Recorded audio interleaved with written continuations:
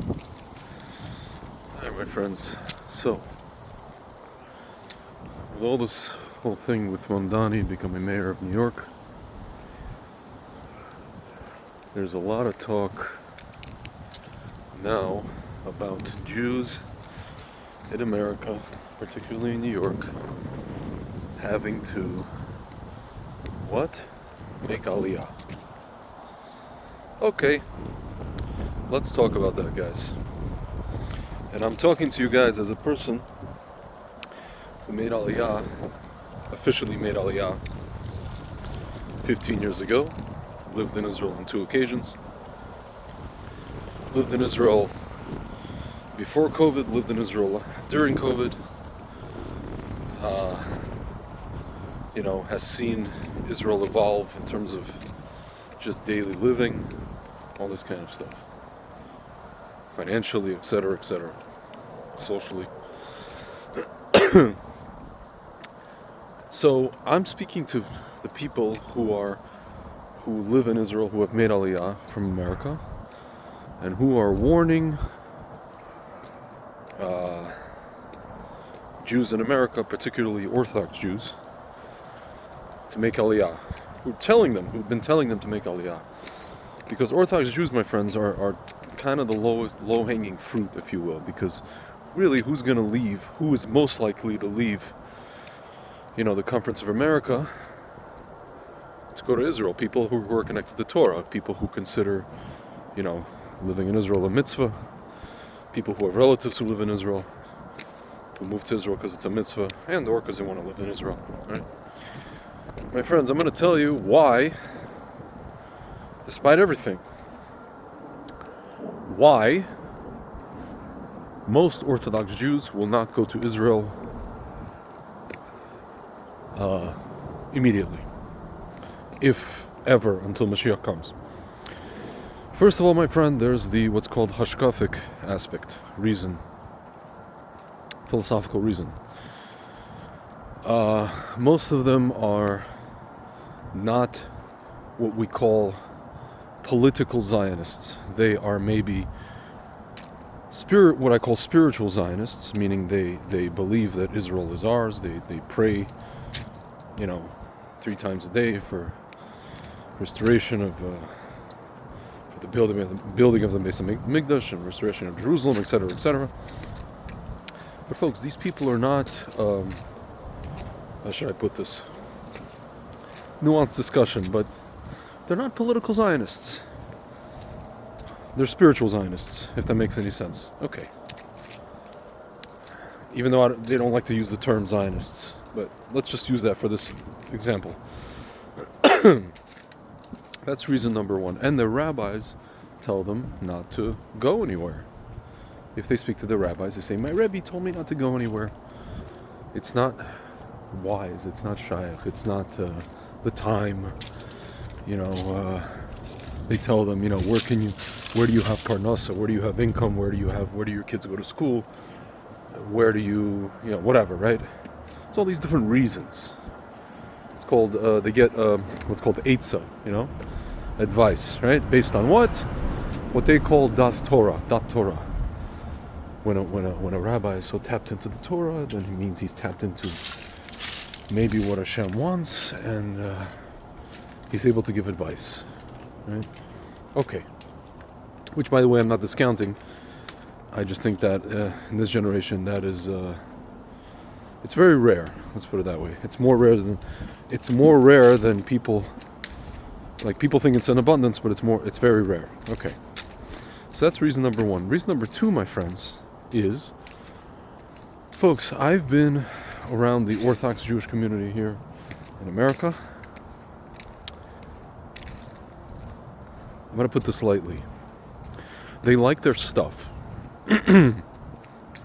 They like things and stuff. What do I mean by things and stuff? Well, if an SUV is $50,000, which they must have, and or one of these vans, because they have a lot of kids. Maybe it's more than 50,000, right? Let's say even if it's used, let's say it's brand new, and it costs $50,000, or they're leasing it for a certain amount. Whatever they paid for it, either if they bought it or whatever they they leased it for. Folks, automatically, you can argue with me on this until the cows come home. Automatically in Israel, it's double. Okay, that's number one. Number two,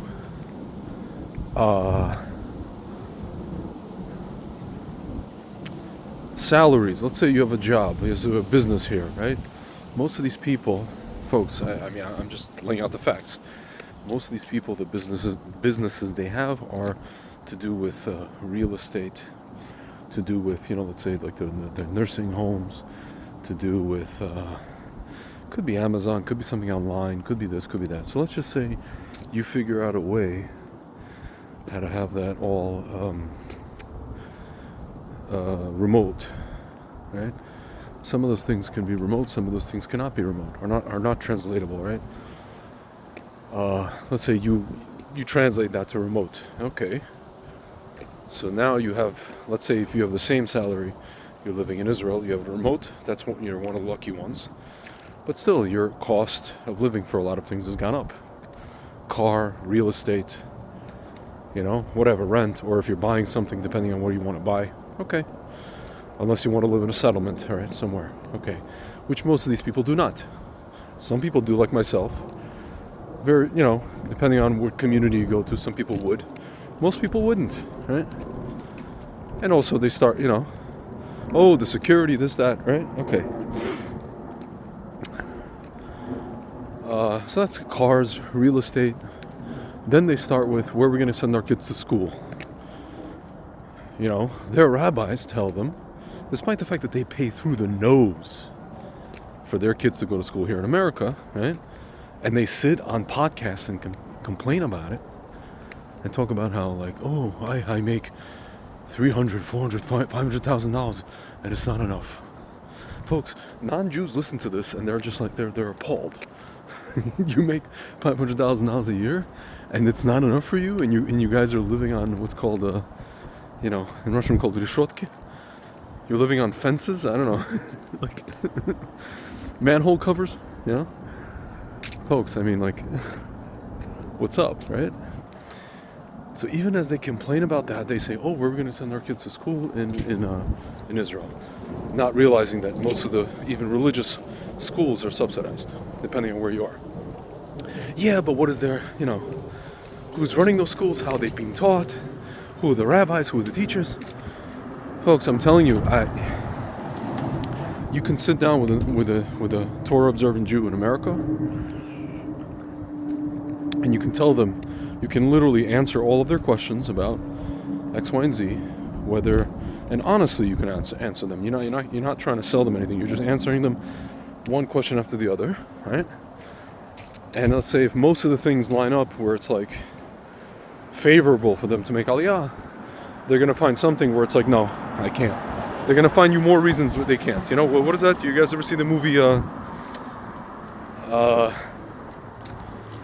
Boiler Room, where Ben Affleck's like, if a customer, if a potential customer tells you a reason why they can't buy stock, you have to make them show you a reason why they can't. Or you have to show them a reason they can, that, something like that. And he's like, if you can't, you don't deserve to work here. Something like that, right? They're going to try to sell you on why they can't. Folks. So schools, cars, I'm telling you, folks, it's stupid, right? They love their cars. They love their SUVs. Folks, go to Israel. You're not going to see, you'll see SUVs, but you're not going to see that many. They love their SUVs, my friends. Yeah, we have a lot of kids, whatever, right? Even though I've seen families with a lot of kids in Israel, don't have SUVs, don't have vans. Not everybody needs a van, right? Folks, this all might sound silly to you, especially talking to people who do understand, who are like grandkids or great-grandkids of Holocaust survivors, who understand that there's a threat, again, on their heads, so to speak. Like, supposedly they understand it, but they don't really understand it. It's not really tangible to them. And even if somebody came to them to their door and like drew a, some kind of a swastika, or threw, made like a mini crystal knocked on their house in their neighborhood, they still wouldn't get it.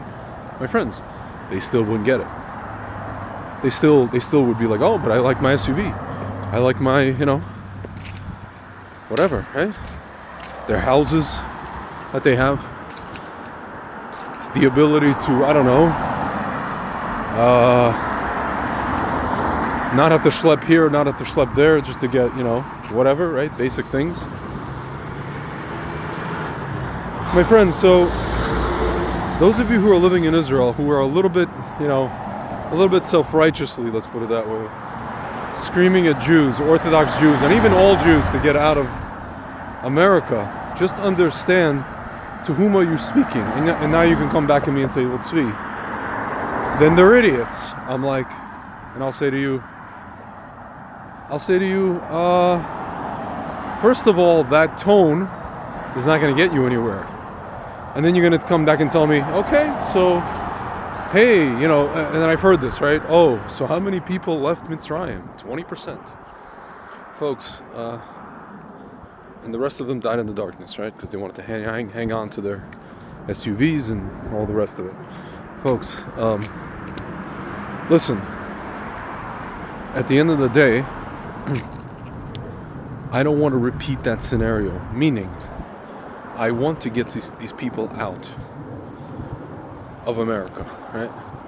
Admonishing them, talking down to them, calling them schmucks, calling them idiots, calling them whatever, negative reinforcement and all the rest of it is not going to work.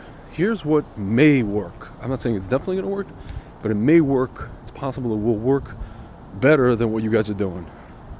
Screaming at them and this and that. And calling them materialistic, which they are. Okay, I've called them materialistic to their face. You think I haven't? I haven't been to these Shabbos meals? I haven't, even in a veiled way, of call people materialistic? Of course I have. Of course I have. But I realize it's pointless. Okay? So, here's what may work. There's a lot of you guys in Israel, Americans, Anglos. Instead of being what I call the complain-glos, Olim who live in Israel and complain about how the life in Israel, how about you do what our friend Jonathan Pollard is doing? Run for Knesset. And you could say, Tzvi, come on, like there's this whole, protectia system in Israel. There's this whole good old boy system in Israel. My friends, I don't know if you noticed, with this whole scandal now in Israel, with this prosecutor in the army, there's a whole big ass can of worms that's about to be opened up. Which means what? Which means that, and I made a whole video about it, it means that there might be very soon a for the people, by the people's scenario as far as who's going to be ruling Israel. Which means that you guys, you very intelligent and very, kind of civilized American Olim can go into politics and you can change things. Local politics even. It doesn't have to be Knesset. I have a friend I used to work with. He just went into like the local politics of his tiny town in Israel. Right? Running, I don't know, kids parks or something like that, right? Being responsible for like something. Folks, you could do this, and you could bring some, so to speak, American flavor into the Israeli society and help make things normal again. Make Israel normal again. M-I-N-A.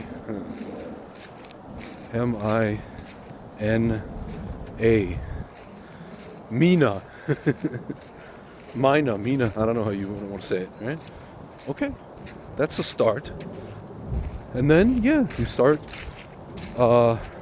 campaigning for, let's say, hey, let's get rid of these taxes on cars. Let's do something about the real estate. Obviously, real estate is a function of market prices, but there's things government can do to usher that along. For example, there's all these apartments and houses that are owned by people who live abroad and they're empty most of the time. That drives the prices up. Low supply. High demand and low supply. Prices are going insane. Remember those commercials, Crazy Eddie? prices are going insane? Yeah, they're going insane, but up, not down. My friends, there's things that could be done to entice our fellow Jews who, yes, would love to be in Israel. You know, like that, there's that famous meme, there's a sign, welcome to Teaneck. We love to be in Israel, but you know, Parnassa. Okay? They'd love to be in Israel, but you know, we don't want to get shafted, okay? My friends, there's people like myself, I'm a single guy, right? I'm willing to be like it's not a korban, but it's more of a, you know, one of the miraglim who goes in and just checks it out and goes to live there, right? It's easy for me.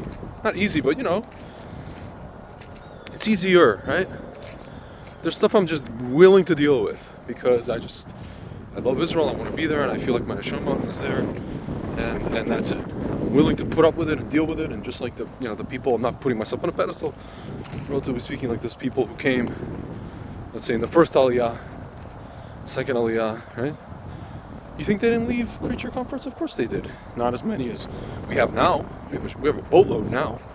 Again, folks, even the ones who are like struggling, you know, even in America, people who are like struggling to some degree. Oh my God, it's way easier than in Israel. Way easier. It's in many ways.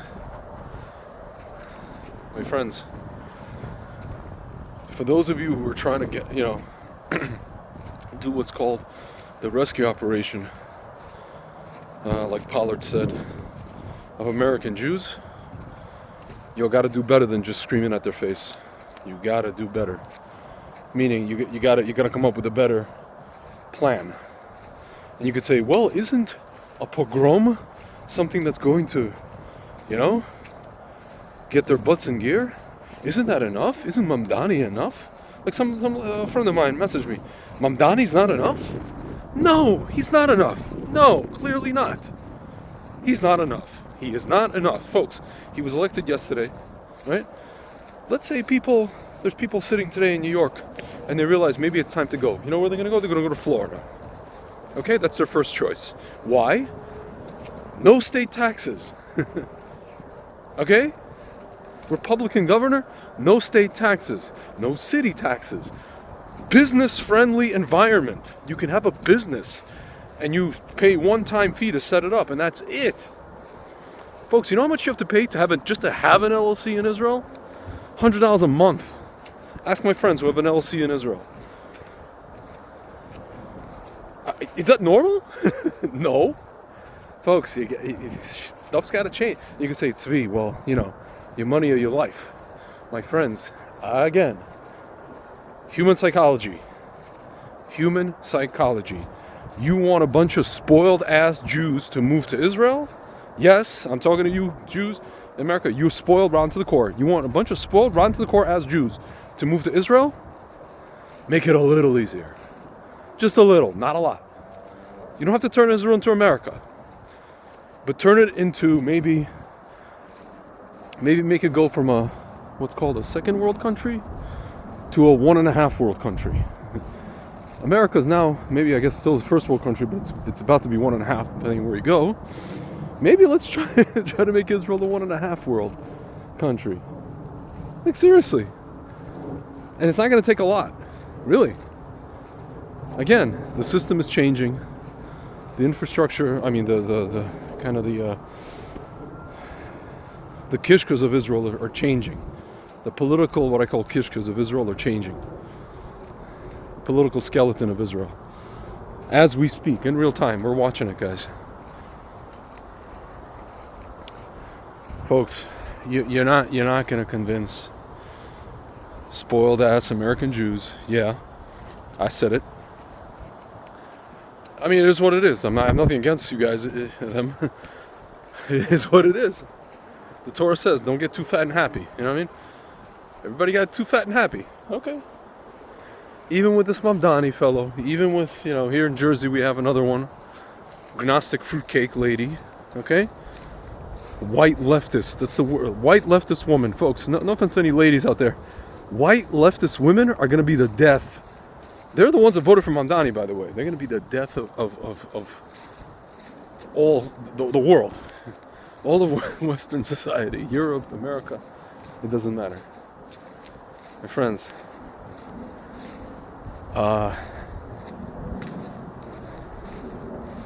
you're not going to convince them like this. Even with Mondani, even with this, even with Newsom, even with AOC, even when they're going to be like, oh, but I'm here in this, neighborhood. Pick a neighborhood outside of whatever, right? Oh, we're just going to go over here. Okay, so I'm just going to go over here. I'm going to go to Florida. I have a bunch of friends that told me, yeah, we're here in Florida, but we know that we just, what is it called? We're delaying the inevitable. We just bought time. We bought ourselves more time to be around palm trees and kosher supermarkets and other Jews and Israelis. They have an Israeli radio station over there. Makes you feel like you're whatever, right? Somewhere in Netanya with the beach. Okay. But eventually all these friends of mine that said that, they told me, it's just a nice jump off point to go back to Israel. To go to Israel from Florida. As opposed to being chased out by Ahmed and Mustafa. My friends, Jews are who we are. You gotta make it worth our while. And yes, the prospect of pogroms in this day and age, I don't know why it's not enough. It's not enough. Unless some government, God forbid, starts rounding people up. By then it's too late, obviously, but guys, don't you know, Jews don't know their own history. Many do, many don't, even the ones that do. Okay, now we have, whatever. Oh, there's a gun training course. Oh, I'm going to move to a red state where I can have guns. Or I'm going to stay in this area where I can, maybe get a gun easier than I can in New York City. Oh, I had this. Oh, that. My friends, what can I tell you? Really. So those of you sitting in Israel, trying to get our friends to get their butts in gear. You gotta make it a little more enticing than, hey, Ahmed Mustafa's coming to kill you. Because my friends, irrespective of the fact that the deep state in Israel is collapsing, and it is collapsing and it might happen very, very fast, at the end of the day, they're looking at the news, American Jews, and they see that the government doesn't care about, let's say if they have a son who's going to be in the army, doesn't care about the soldiers, does not care about the soldiers. If it did, it wouldn't be doing this political shtick, right? With America and all these other entities, right? Indecisiveness, not destroying Hamas, not destroying this, not getting, the bodies back in one shot. Just a few examples, right? Allowing rockets to be fired at Jews for 18 years, and then which culminated in this horrible massacre, right? Folks, you want to argue with me about whether or not the government cares about its own people, the Israeli government? Yeah, deep state's collapsing, but I've heard so many Jews, Orthodox, not Orthodox, tell me at dinner tables, at events, well, Tzvi, look at the security situation over there. The government doesn't seem to care. And then I come back at them and I said, well, you think the government here cares about you? Well, here I can talk to the senator, I can talk to this, there's no bombs flying, and there's no... I said, yeah, there's not yet. You're in a false sense of security. At least in Israel, you're not in a false sense of security. Again, guys, these are conversations that I have. Some people agree, some people disagree. And even if they agree, they ain't going nowhere. They ain't going nowhere. They are planted here. I have friends in Israel who made Aliyah as singles. And they tell me, and these are people who grew up in, like, say, Orthodox, families. Every day I get a message. Tzvi, my whole family's asleep. I don't know what to do. My whole family's like this and this. Yeah, the cops will save us. The NYPD, blah, blah, blah. Oh, I'm going to move to Muncie from Brooklyn. I'm going to go over here to the forest. I'm going to go over there. Okay, I'm going to go to Texas. Oh, okay, I'm going to go to Florida. Okay, I'm going to... My friends, I hear this. I don't work for Nefesh B'Nefesh. I don't work for any kind of... Maybe I should start a company. I don't know. Listen to people's freaking... sky is falling speeches. I don't know. Charge them $100 an hour. I don't know. I don't know what I would call this business, right? If it is a business. Every day. Tzvi, this, that. What do I tell them? Then I have friends telling me who applied to make Aliyah during COVID. Oh, the Israeli government is making it very difficult for Orthodox Jews to make Aliyah. People from America, because we understand. So folks, you could see, even when they want to make Aliyah, it's like damn near impossible. And you say, well, come to Israel and just physically be in Israel and you make Aliyah from within Israel. Okay, you still got to get your documents. They're asking my father's friend to get some document from like a relative or his father's something that proves that his father was Jewish, but that his father, who like recently passed away, is 98 years old. Father was born in Moldova. This document is in Moldova, in Kishinev or somewhere, right? Some small town in near Kishinev. You have to go to the archive in Moldova. You have to get a person, pay that person, folks, I mean, like, this is a person who's Jewish, who has all four, Jewish grandparents. His father fought, for the Soviet army. He's a Jewish guy, gave his life, whatever it is.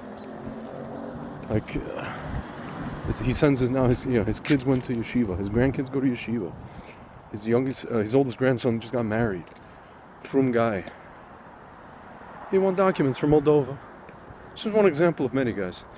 So, the ones who want to make Aliyah damn near can't.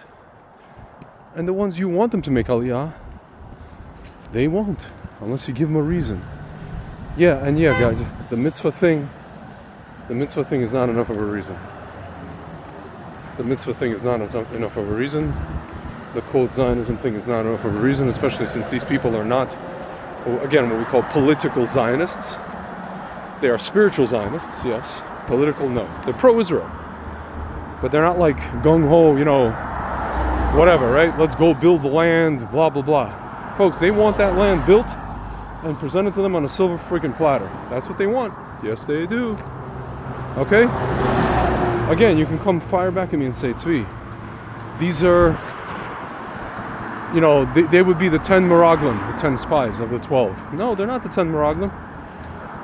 They're not, and nor are they the 80% that stayed in Mitzrayim. Because we have to get them out and they will come out. Again, I notice a lot of people flippantly making those statements. Oh, you see how many people died in the darkness? I guess they'll die in the darkness. Are you guys sick? Are you guys like, I don't know. I feel like you guys are genocidal or autistic when you say that.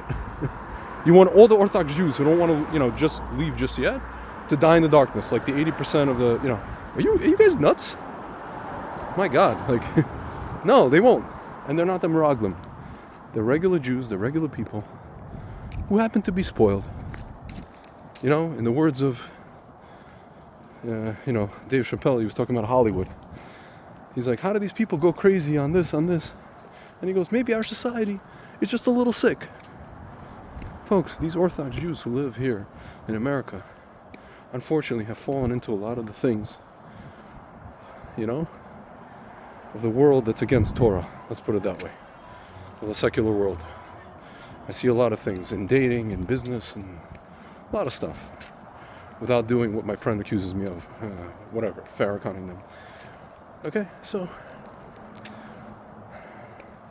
the Yetzer unfortunately have led them down certain paths. I'm not going to get into it too deeply, okay? So, my friends, with that said, you gotta, in this day and age, guys, in the year 2025, you have to give a modern person, a modern Jew in the modern world, a really good reason, short of Cossacks, short of Ahmed and Mustafa, short of I don't know what, a reason to pick up his entire family and uproot them from, the holy city of fill in the blank, from community in America, and to make that flight to Ben Gurion Airport, and then and then to get on a Shirut bus or a taxi and take his whole family to, wherever, Ramat Bet Shemesh, Yerushalayim, Pardes Hana, maybe even Shiloh, maybe even Efrat. It's a lot, guys. It's a lot. So, you guys are Jewish. You guys are smart. Think of solutions. Because screaming at them, being self-righteous at them, saying that 80% died in the Choshech, calling them the 10 Meraglim, is not a thing. And it shouldn't be a thing, and they are not any of those things. Okay? And now that the deep state in Israel is on the verge of dissolving into molecules, now we have a big opportunity. We have a big opportunity, guys. All right. Baruch Hashem. Things are moving along just as Hashem clearly planned them. And B'ezrat Hashem, in the end, it's all going to work out.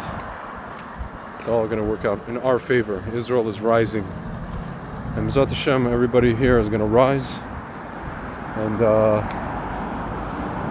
rise up and get on a plane and, we'll get there. B'ezrat Hashem. All right, my friends. If anybody's got a problem with anything I said, come at me. Respectfully, but come at me. I don't mind it. I don't mind it. All right, guys. Talk to you soon.